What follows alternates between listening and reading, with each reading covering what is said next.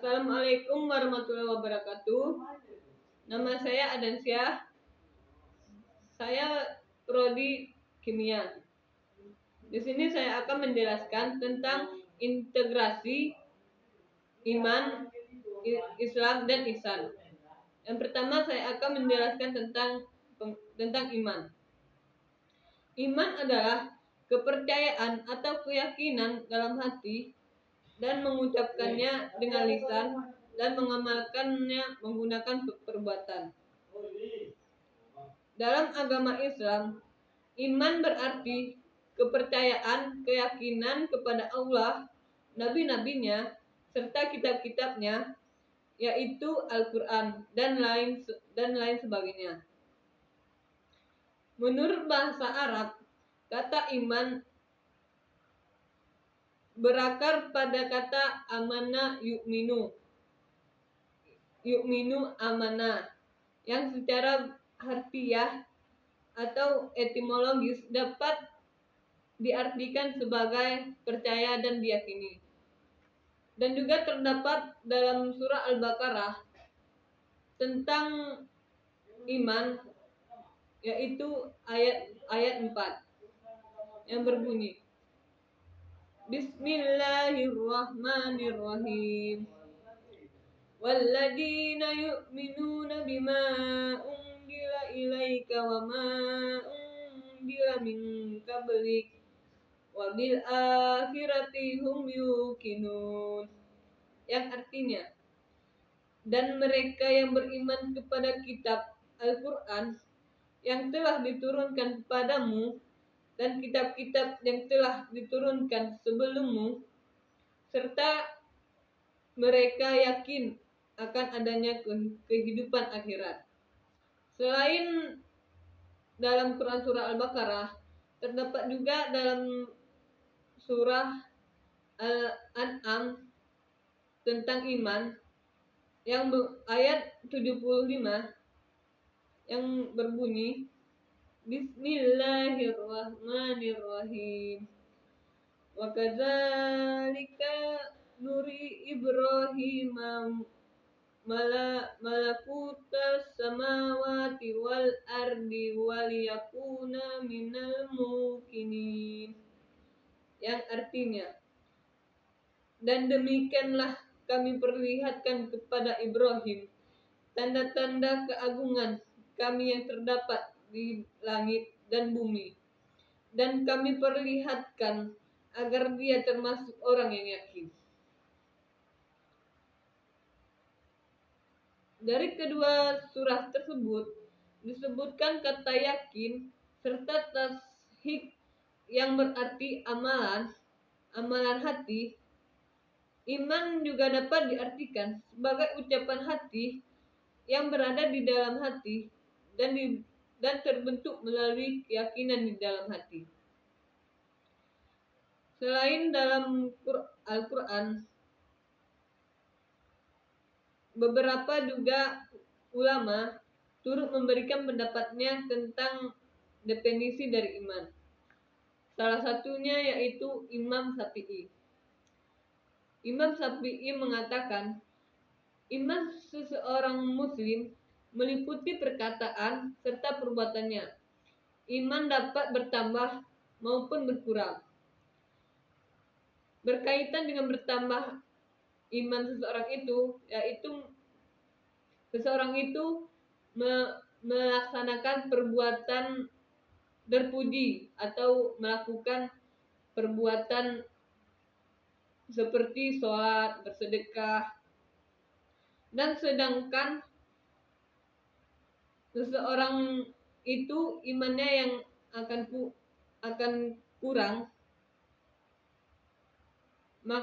jika dia melakukan perbuatan maksiat atau perbuatan yang tidak terpuji, maka itu membuat iman seseorang itu akan berkurang. Selanjutnya, tingkat iman secara umum, yaitu ada muslim, muhsin, mukhlis, mukmin, dan muttaqin. Rukun iman dalam Islam yaitu dalam hadis Muslim yang berbunyi, Rasulullah Shallallahu Alaihi Wasallam mengatakan, engkau beriman pada Allah, pada para malaikatnya, pada para rasulnya, pada hari kiamat, dan pada takdir baik serta takdir buruk. Orang tadi, yaitu Jibril, kemudian berkata, engkau benar. Berikut ada 6 rukun iman dalam Islam yang harus kita ketahui dan kita amalkan, yaitu pertama, iman kepada Allah. Iman kepada Allah yaitu kita meyakini bahwa Allah adalah Tuhan yang Maha Esa dan Tuhan semesta alam. Seseorang dikatakan beriman kepada Allah apabila ia mengimani 4 hal sebagai berikut. Yang pertama, beriman pada keberadaan Allah. Yang kedua, beriman kepada rububiyah Allah atau percaya dan yakin bahwa Allah itu ada, yang menguasai, menciptakan, serta mengatur seluruh alam semesta alam kecuali Allah.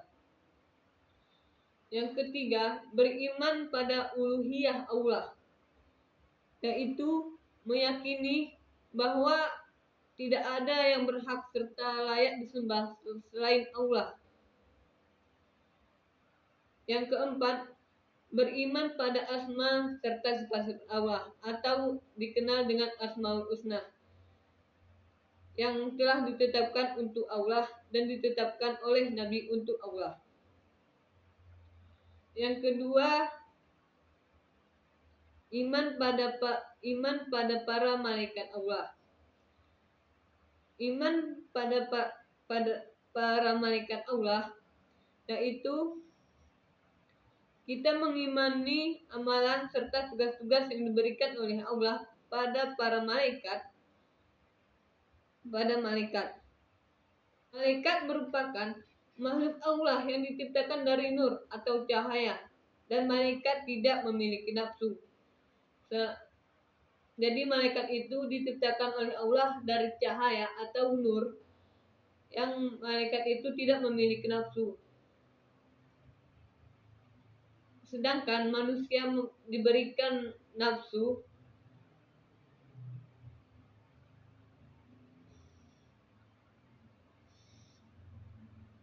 Dan ada 10 yang wajib diimani oleh umat tentang malaikat, tentang iman kepada malaikat, yaitu malaikat Jibril tugasnya menyampaikan wahyu Allah SWT kepada Nabi Muhammad seperti yang telah tertuang dalam surah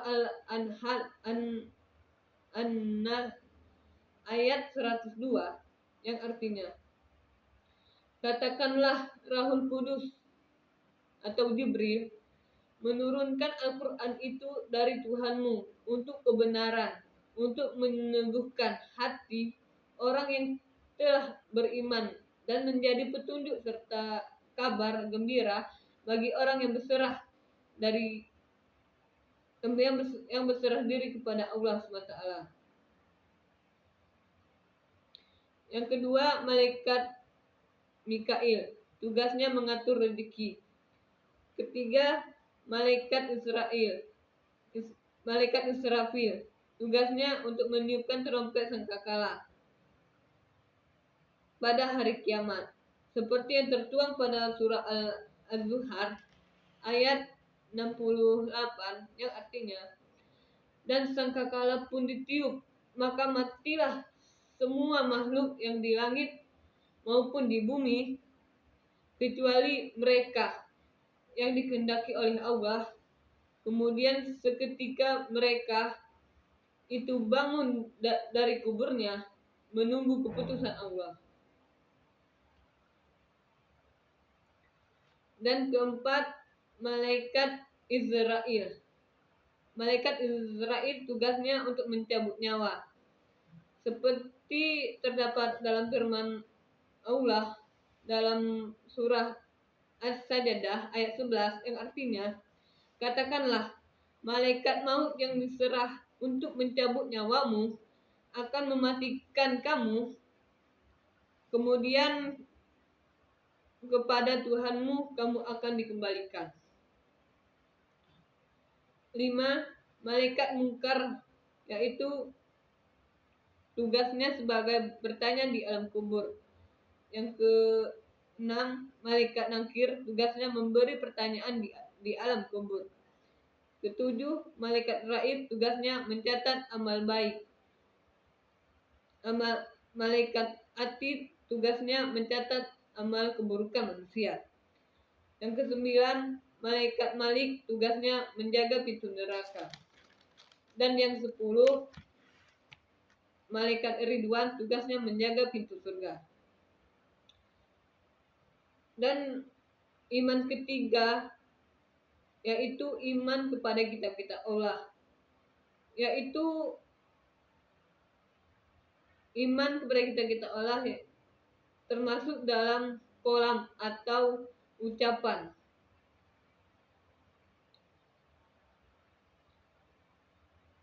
Dan ada 4 kitab-kitab Allah atau kalam Allah yang diturunkan kepada Nabi dan Rasulnya. Pertama, kitab Jabur diturunkan kepada Nabi Daud alaihissalam. Yang kedua, malaikat Taurat diturunkan kepada Nabi Musa alaihissalam. Dan ketiga, malaikat Injil, kitab Injil diturunkan kepada Nabi Isa alaihissalam. Dan keempat, kitab Al-Quran yang diturunkan kepada Nabi Muhammad SAW. Iman yang keempat adalah iman kepada Rasul-Rasul Allah, yaitu kita meyakini serta mempercayai dengan segenap hati bahwa Rasul Allah itu ada. Dan ada 25 Nabi dan Rasulnya yang harus kita yakini. Pertama, Nabi Adam, Nabi Idris, Nabi Nuh, Nabi Hud, Nabi Saleh, Nabi Ibrahim, Nabi Lut, Nabi Israel, Nabi Ishak, Nabi Yakub, Nabi Yusuf, Nabi Ayub, Nabi Su'aib, Nabi Musa, Nabi Harun, Nabi Dzulkifli, Nabi Daud, Nabi Sulaiman, Nabi Ilyas, Nabi Ilyasa, Nabi Yunus, Nabi Zakaria, Nabi Yahya, Nabi Isa, dan Nabi Muhammad SAW. Dan kelima adalah iman pada hari akhir. Iman pada hari akhir ini kita meyakini serta mempercayai bahwa hari akhir atau hari kiamat itu pasti akan terjadi. Namun kita tidak bisa mendepresikan kapan hari akhir atau hari kiamat itu akan datang. Itu hanya Allah yang maha mengetahuinya. Dan pada hari akhir atau hari kiamat itu, alam semesta serta seluruh isinya akan hancur. Manusia akan dibangkitkan dari kuburnya untuk dikumpulkan serta dimintai pertanggungjawab atas apa yang ia lakukan ketika masih hidup di dunia. Yang keenam yaitu iman pada qadar dan qadar. Iman kepada qadar merupakan ketetapan yang telah ditulis sejak sebelum manusia itu lahir di dunia, mulai dari nasib, kematian, hingga rezekinya. Sedangkan qadar merupakan ketentuan maupun kepastian yang telah ditentukan oleh Allah dan pasti akan terjadi, telah terjadi maupun sedang terjadi. Yang kelima yaitu Islam. Islam bermakna penyerahan diri atau berserah diri kepada Allah Subhanahu wa taala.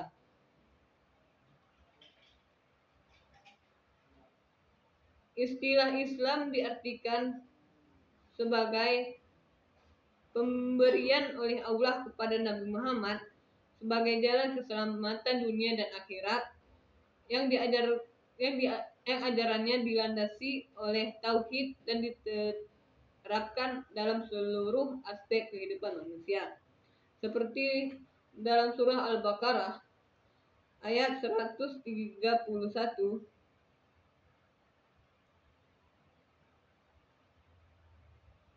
yang berbunyi, Bismillahirrahmanirrahim. Iz qala lahu rabbuhu aslim qala aslamtu lirabbil alamin. Yang artinya, ketika Tuhanmu berfirman kepadanya, berserahlah. Ibrahim menjawab, aku berserah diri kepada Tuhan semesta alam.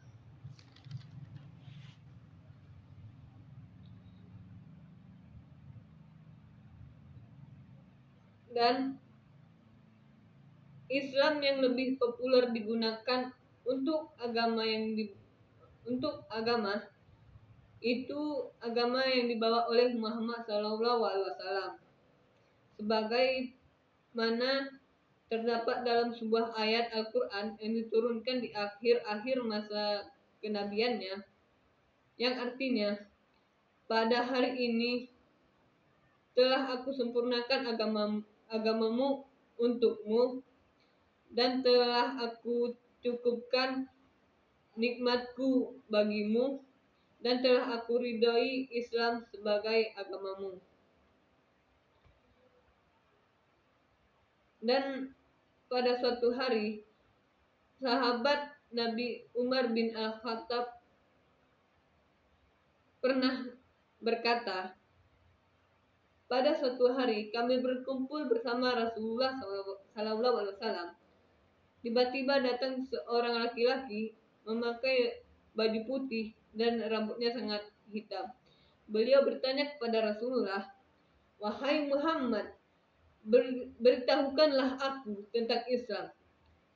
Lalu Rasulullah SAW menjawab, Islam adalah kamu bersaksi tiada Tuhan selain Allah dan Muhammad adalah utusan Allah, mengerjakan sholat, menunaikan zakat, puasa pada bulan Ramadan, dan kamu haji ke Baitullah jika kamu telah mampu melaksanakannya. Lalu laki-laki itu menjawab, kamu benar.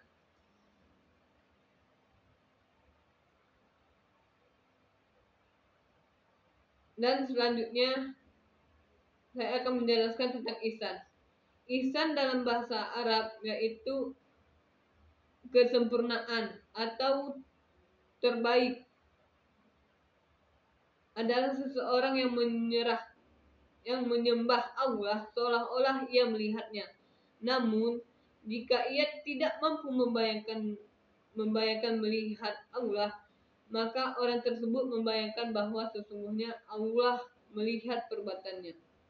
Seperti dalam Quran surah Al-Baqarah ayat 195 yang artinya, dan belanjakanlah harta kamu di jalan Allah, dan janganlah kamu menjatuhkan diri kamu sendiri di dalam kebinasaan, dan berbuat baiklah karena sesungguhnya Allah menyukai orang berbuat baik.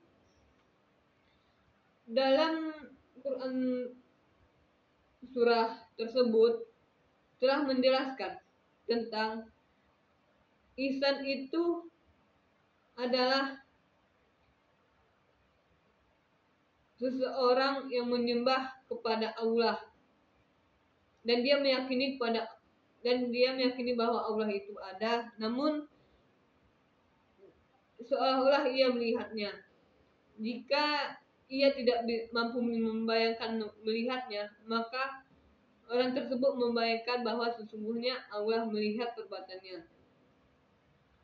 Dan di ayat Al-Baqarah juga menyebutkan bahwa seseorang itu harus membelanjakan hartanya kepada jalan Allah.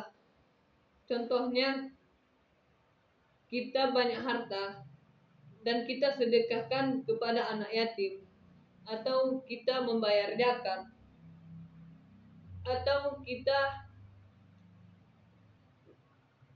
memberikan harta itu kepada orang yang membutuhkan, semata-mata untuk mencari ridho Allah. Namun sebaliknya, jika kita banyak harta namun terpoya-poya di duniawi, maka kita mungkin akan terjerumus ke jalan yang sesat. Mungkin sesat ini kita melakukan perbuatan seperti main judi, mabuk-mabukan, dan lain sebagainya. Kita memberikan harta kita hanya untuk berpoya-poya dan tidak membantu sesama umat muslim. Mungkin cukup sekian dan terima kasih dari saya. Jika ada kesalahan atau perkataan yang salah, itu semata karena kesalahan saya sendiri. Dan saya tutup dengan ucapan Assalamualaikum warahmatullahi wabarakatuh.